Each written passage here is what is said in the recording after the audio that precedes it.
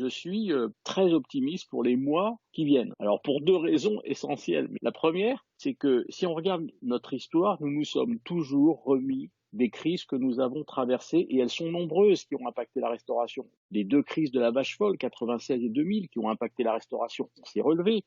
La crise financière et économique de 2008, où les restaurants ont plongé, les attentats. Et puis la deuxième raison qui me fait être optimiste, c'est que les Français font partie des quelques peuples dans le monde qui ont un affect très important pour la sortie au restaurant. Et j'ai du mal à croire que les Français vont fuir les restaurants. Alors bien sûr, il faut les réouvrir avec de la sécurité, mais j'ai confiance dans le peuple de France qui attend ça avec impatience pour faire la fête. Je propose de profiter de ce break forcé des restaurateurs pour s'adapter, pour se réinventer, pour innover, et surtout pour aller chercher du chiffre d'affaires complémentaire, du chiffre d'affaires nouveau, du chiffre d'affaires supplémentaire. Il y a des nouveaux leviers de chiffre d'affaires qu'il faut aller chercher. En 2 temps, je dirais, il y a le premier levier de chiffre d'affaires entre le 11 mai, date du déconfinement, et le 15 juin, si toutefois nous avons l'autorisation d'ouvrir entre le 15 juin. Donc ça fait 1 mois de première période.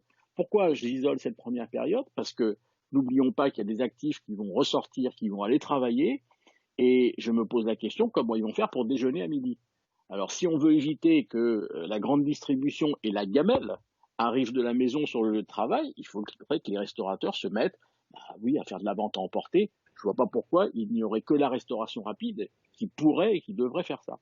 Et puis, il y a la deuxième période qui est après la réouverture des restaurants. Et là, je pense qu'il faut réouvrir en innovant, en faisant des choses nouvelles. Alors, je vais vous citer quelques exemples que nous avons imaginé au GIRA et que nous suggérons à nos clients. On va sortir d'ailleurs un cahier dans les semaines qui viennent, qui sont les idées de relance, la réinvention de la restauration. Je vous en prends comme ça quelques-uns.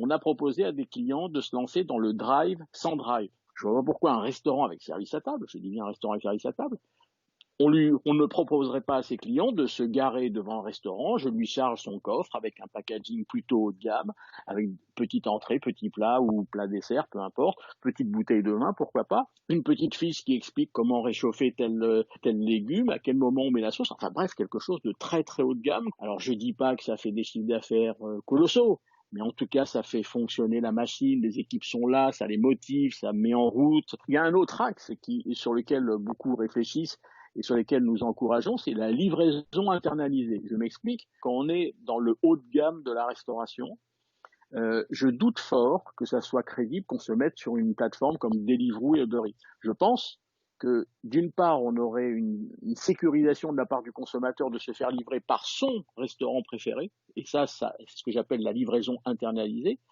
C'est de la proximité également, et puis économiquement parlant, il n'y a pas de commission. Troisième idée, c'est de faire une dark kitchen à l'intérieur de son resto. Pourquoi? Pour optimiser ma cuisine et pourquoi? Pour optimiser mon chiffre d'affaires, je ne créerai pas une marque parallèle à l'intérieur de ma même cuisine, qui évidemment sortirait uniquement en livraison. Mais la dark kitchen à l'intérieur d'un restaurant, je trouve que c'est un levier de chiffre d'affaires colossal, très intéressant et très rentable. Quatrième idée que je suggère beaucoup aux restaurateurs, c'est par rapport aux hôtels avec restaurant qui se demandent à l'heure où nous nous parlons s'ils réouvrent avec leur restauration, s'ils réouvrent avec la même restauration, s'ils réouvrent avec ces fameux buffets dont tout le monde va se méfier. Et je pense qu'il y a beaucoup d'hôtels qui vont vouloir réouvrir sans leur restauration. Donc je me demande si des restaurateurs ne devraient pas s'adresser aux hôteliers indépendants, chaînes et différents, pour leur proposer leur service. Peut-être pas au petit-déj, quoique, mais au déjeuner et au dîner, bien sûr que oui.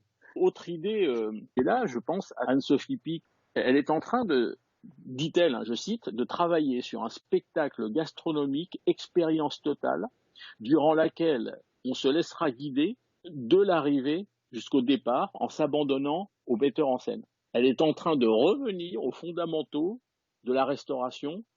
On est en train de revenir au spectacle à l'intérieur spectacle dans l'assiette et spectacle dans la salle, évidemment. Autre idée, Burger King a créé la recette du Whopper et il a proposé à ses clients fidèles qui ne peuvent plus manger un Whopper de se faire livrer par Deliveroo une liste de courses qui a été préparée par Carrefour pour faire le Whopper à la maison.